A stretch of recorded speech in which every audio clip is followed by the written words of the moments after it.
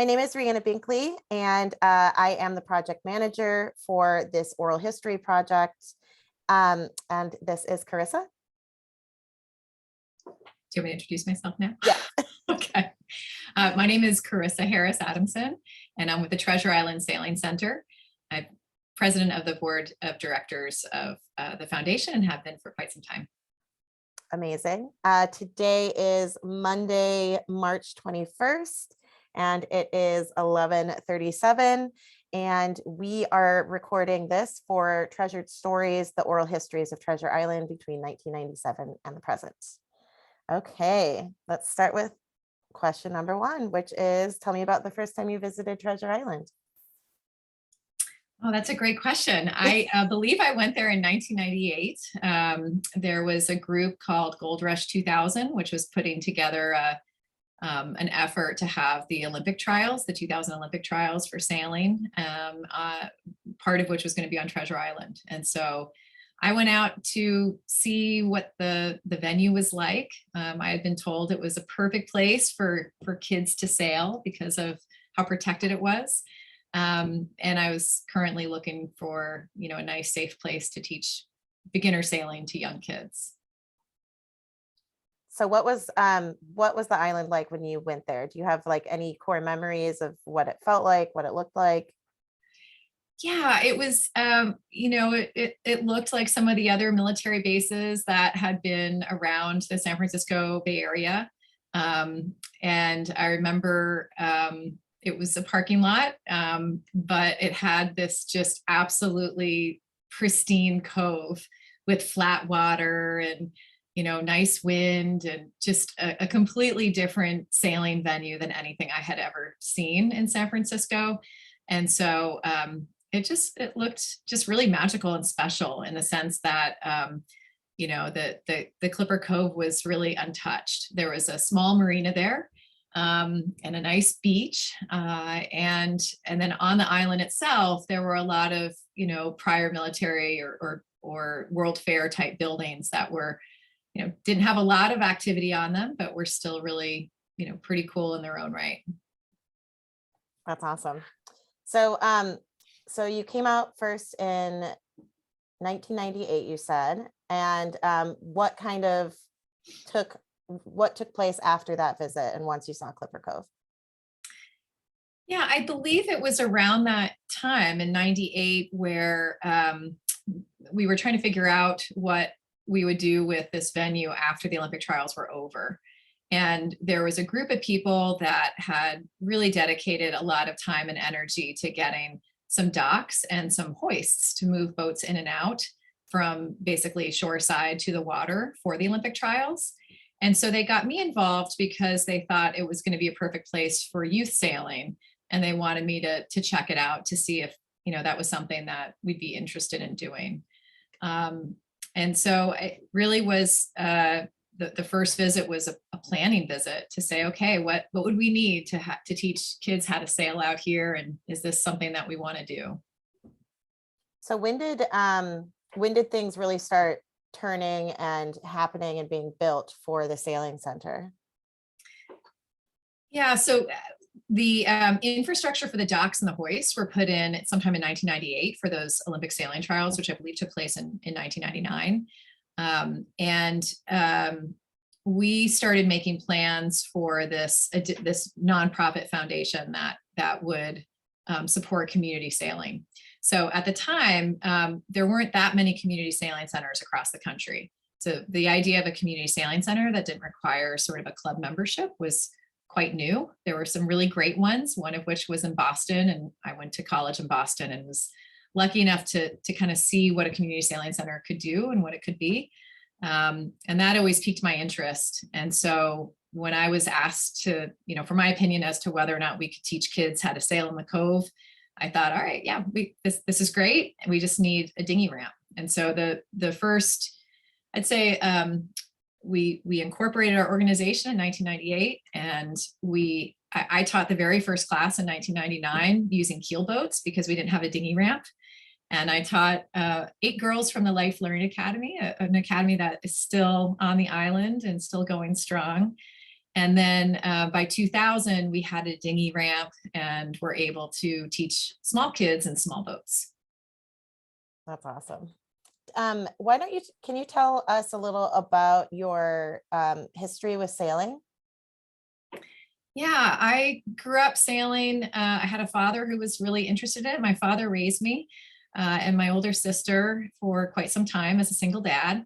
And he needed some place for us to be in the summer times. And so he would drop us off at a club, and my sister got really into swimming, and I got really into sailing. And so I started sailing when I was about 8 or 9. And it started just as something to do in the summer, a summer class. And then, believe it or not, we did something called frostbiting, which was sailing through the winter. It was, I don't know if I could do it now, but it was wonderful. It was a way that I could spend time with my dad. He and I every Sunday would go out and in a small boat and race in a fleet. And the fleet really taught me how to sail. So it was a lot of adults that did this small course racing every Sunday from October through, I think, April. And just a really wonderful community and some really good sailors. And so I just got a chance to learn, a lot through that frostbiting experience. It also teaches a good amount of grit when you're sailing in snow and having to soak your main sheets in soapy water so they don't freeze. Hot chocolate was an incentive as well. So I still use that with the kids at TISC.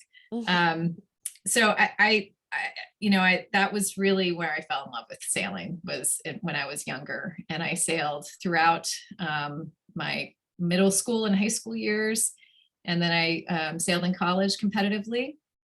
And sometime in high school, I got this idea that I really wanted to try out for the Olympics and go to the Olympics. And so I trained in college and was on the US sailing team 3 or 4 times, and in 2 different boats, the Europe dinghy and the 470. I never quite made it, but had a lot of fun trying. That's awesome. Thank you. And now to go back to Treasure Island. So the early days of the Sailing Center, how did you feel like it landed in the community, and what were some of the struggles and some of the rewards of just kind of this new challenge of building up trust with a new community? That's a great question. I was about, I want to say 24 at the time, and I had just finished an Olympic campaign and moved out to San Francisco. And I think I'd lived here for 2 years. So I really didn't know the area all that well. I had taught some high school kids. I had coached a race team in those 2 years. And when I moved to the Treasure Island Sailing Center, I've been a volunteer the entire time. So I was volunteering as I could in my 20s while I was in school. And I just thought it was going to be a lot easier than it was, frankly.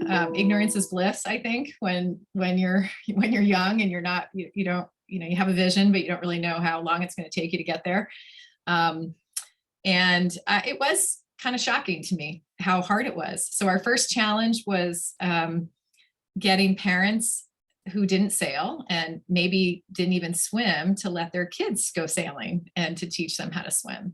And so that was a challenge I hadn't really foreseen, but we got over it. Our first year, we maybe had, we went from 20 kids to maybe 100 kids, and then we eventually got to 200 kids. And so it required a lot of communication and sort of community outreach. I remember going to different outreach centers and just standing at a table and telling kids to come back with a form signed by their parent or guardian, and we'd bring them to the sailing center and give them food and a t-shirt and teach them how to sail.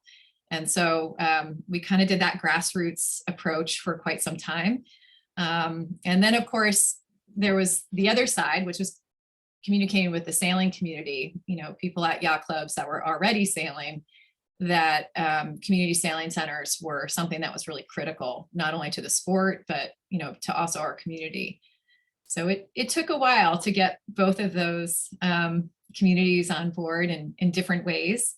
But over the years, we have collaborations now with over 40 community organizations and multiple schools. And so we no longer have to convince parents and kids and teachers to go sailing, which is really fun. Can you tell some of your experiences and maybe some stories of just interacting with these kids who may have never been on a boat before? Yeah, I have some great memories, along the years. I'd say the first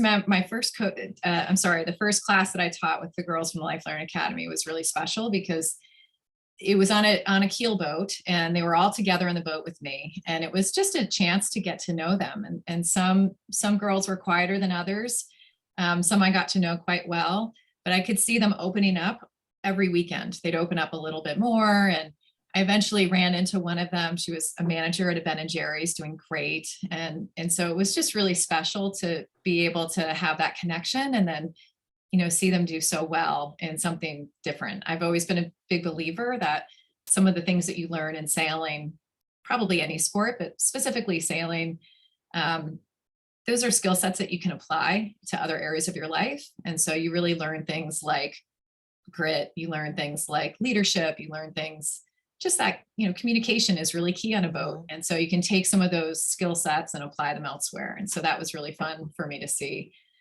I had a group from East Bay that built their own boat with their teacher. It was a special education class that, the kids were a little hyperactive and maybe didn't want to learn from books. And so the teacher said, all right, well, we're going to learn math through building a boat. So we supported the purchase of a kit, and we go over there and check in on how they were doing building this boat. And then I taught the kids how to swim and then how to sail in the cove. And then they eventually built the boat, and they sailed it from East Bay to Treasure Island. Whoa. Yeah, so that was really cool. And a couple of those kids, they did move away, but they stuck with sailing, which was also really fun to see.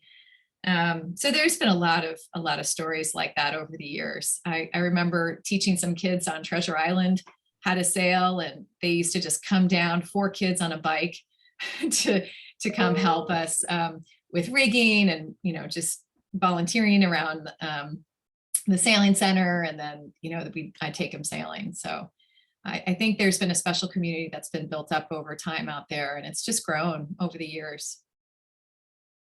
Yeah, for sure. Can you talk about how I guess looking back, would you have done this, or would you rather have done this somewhere other than Treasure Island? Like, do you equate any specific success on it being Treasure Island? Yeah, I don't think you could do this anywhere else in San Francisco, to be honest. So the wonderful thing about Treasure Island is the venue.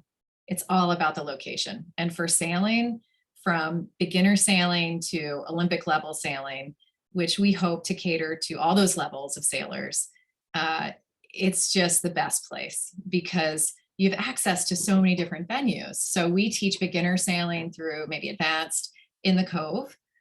We also have high school sailing there, and the Cal sailing team trains out of there. So it's a great place to race. But then you can also go and get some light chop and a little bit more breeze out on the Circle. And then if you really want to get some breeze, you can go to the tip of TI or even up towards Alcatraz, and you can get, a lot of good wind and waves. So it's just provides easy access to so many different kinds of conditions. And that's what makes Treasure Island Sailing Center so special. Mm-hmm. So what do you see in the future for the sailing center and then the island as a whole and the development? Yeah, it's always been our vision to have a sailing center that includes all levels of sailors, because I'm a firm believer that if our kids see another sailor in high school or college, or even, on the Olympic development team, they're going to look at that kid and say, oh, I can do that, or I want to do that. And so it's just really motivational to have this multi-level layer of programming, because I think that's how we're going to change sailing. I mean, right now, sailing is a community that is not very diverse. It does not reflect our community as a whole. And we have this sailing center where it's much closer to reflecting our community. But we'd like to make sure that all the kids at TISC, if they wish to pursue different opportunities in sailing, that they can do that. And so I think having a sailing center that, is inclusive of the sailing community, as well as our entire community of kids that are sailors to come, they will, have the opportunities, and they'll see those Cal sailing kids out there and say, I want to sail in college. And to me, that's really important, because we want to provide pathways and opportunities for these kids on and off the water. And so the opportunities on the water are all about, giving them different, access to different boats and different fleets to sail in and race in to hone their skills. And then the opportunities off the water include things like connecting them with a high school sailing team or a college sailing team, because at college, they're going to have a group of people then that they can connect with that can help them get through college. We also are working on different career pathways, so we can train kids in everything from race committee to fixing boats to teaching kids, different job skills that they can use when they're, in that 16 and above age range. So, and then of course, with different people in the sailing community, there's always connections that can be made that can provide job opportunities and mentorship opportunities. So I think that that's going to be one of the directions that we want to go to. We want to have a sailing center that has really a representation across the board of both the sailing community as well as our community at large, and make sure that these kids are getting really great opportunities on and off the water to develop their, both their personal, their professional skills and their sailing skills. That's great. And now, what are your kind of hopes and dreams for Treasure Island during the development, and like what's going to come on the other side, and how you see that affecting the sailing center? Because I mean, that's a big jump in population. It is a big jump in population.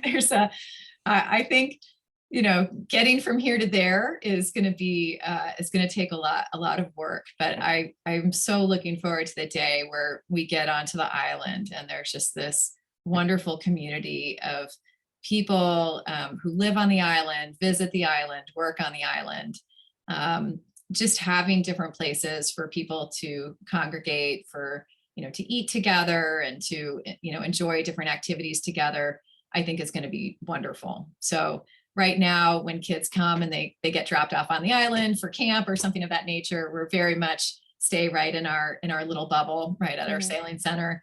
And parents often, they'll stay, but there's not as much to do right now on the island for people who are visiting. And so I think that it's going to really attract a lot of people to the sailing center, just given the fact that we'll have an island at some point that will have all these amenities and things to do, whether it's riding your bike around the island or going windsurfing from the tip of TI, or going to a cafe or restaurant. And then, I think for our young sailors, just having more of a community on the island is going to be wonderful. And we're really looking forward to having more people who live there who can just, get home from work and come out and go sailing, or come out and grab a kayak or stand up paddleboard and enjoy the water. Great. Thank you so much. So is there anything else you want to talk about? I don't think so. If that's, okay, that's fine. Yeah. Well, I think you're the pro. So you want me to say anything else or talk about anything else, you let me know. I think you did great. Thank you so much. Okay. I'm going to go ahead and stop the recording and then we can chat. Okay. Okay.